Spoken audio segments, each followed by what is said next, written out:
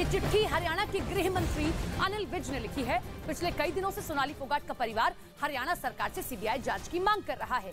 घर वालों का आरोप है कि इस हत्याकांड में बड़े चेहरे शामिल हो सकते हैं, जिन्हें किसी भी सूरत में सजा मिलनी चाहिए। सोनाली के घर वालों की मांग पर ही अनिल विज ने गोवा सरकार को चिट्ठी लिखी है ताकि वो इस मामले की सीबीआई जांच की सिफारिश करें। इस बीच गोवा के डीजीपी ने हत्याकांड की पूरी रिपोर्ट मुख्यमंत्री प्रमोद सावंत को सौंप दी है। गोवा के मुख्यमंत्री को, गोवा सरकार को हमने लिख दिया है कि इसकी हम सीबीआई जांच की स्ट्रांगली रिकमेंड करते हैं कि इसकी सीबीआई जांच करवाई। अपनी रिपोर्ट में गोवा पुलिस ने यह दावा किया कि सोनाली फोगाट को पानी में मिलाकर ड्रग्स दिए गए थे, जिन्हें पीने से उनकी मौत हो गई। आरोप है कि उनके पीए सुधीर सांगवान ने अपने दोस्त सुखविंदर के साथ मिलकर यह साजिश रची थी। और लोन देने वाले आपकी मदद नहीं करते, वो लाभ कमाने के लिए देते हैं। तो कौन अच्छा है और कौन बुरा है, जानना चाहते हैं तो फ्रीडम ऐप को अभी डाउनलोड कीजिए। दोनों ने मौका मिलते ही सोनाली को ड्रग्स दे दिए थे, जिससे न सिर्फ उनकी तबीयत बिगड़ी बल्कि कुछ ही घंटों में उनकी मौत भी हो गई। गोवा पुलिस की रिपोर्ट के मुताबिक सुधीर सांगवान और सुखविंदर ने सोनाली को पानी में मिलाकर ड्रग्स पिलाए थे। रिपोर्ट में बताया गया कि 22 अगस्त को सोनाली शाम करीब 4 बजे अपने पीए सुधीर सांगवान और सुखविंदर के साथ गोवा पहुंची थी। इसके बाद वो नॉर्थ गोवा में मौजूद द ग्रैंड लियोनी रिजॉर्ट चली गईं।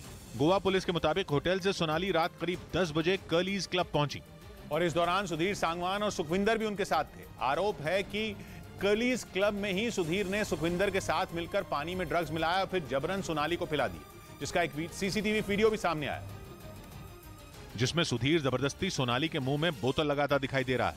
गोवा पुलिस का दावा है कि बोतल के अंदर पानी में ड्रग्स मिलाए गए थे। इस दौरान सोनाली डांस करते हुए लड़खड़ाती नजर आई। हत्या के बाद सोनाली फोगाट का ये तीसरा वीडियो सामने आया है, जिसमें वो सुधीर सांगवान के साथ दिखाई दे रही हैं।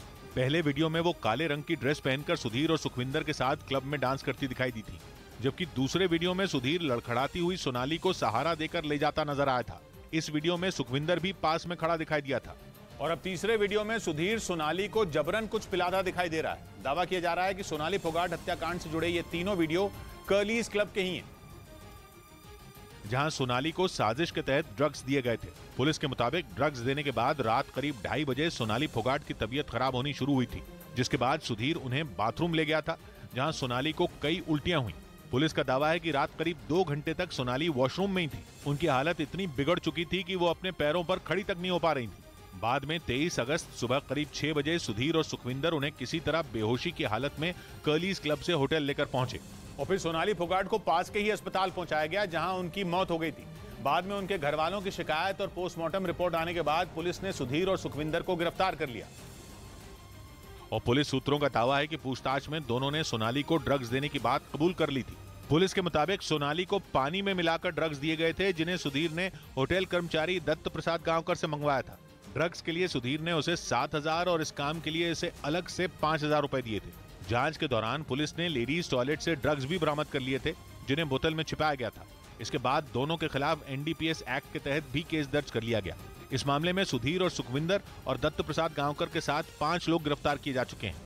गुलाम नबी आजाद ने फिर राहुल गांधी पर हमला बोला। पूर्व केंद्रीय मंत्री गुलाम नबी आजाद ने कांग्रेस अध्यक्ष पद की चुनाव प्रक्रिया पर सवाल उठाए। साथ ही राहुल गांधी को कांग्रेस के पिछड़ने की वजह बताया।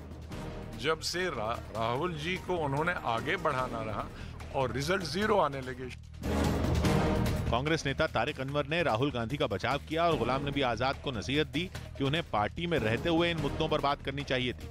पार्टी फोरम से अगर ये बात कहते या इस सवाल को उठाते तो उसमें वजन होता। गुलाम नबी आजाद के इस्तीफे के बाद अब जम्मू कश्मीर में 12 और नेताओं ने कांग्रेस से इस्तीफा दे दिया।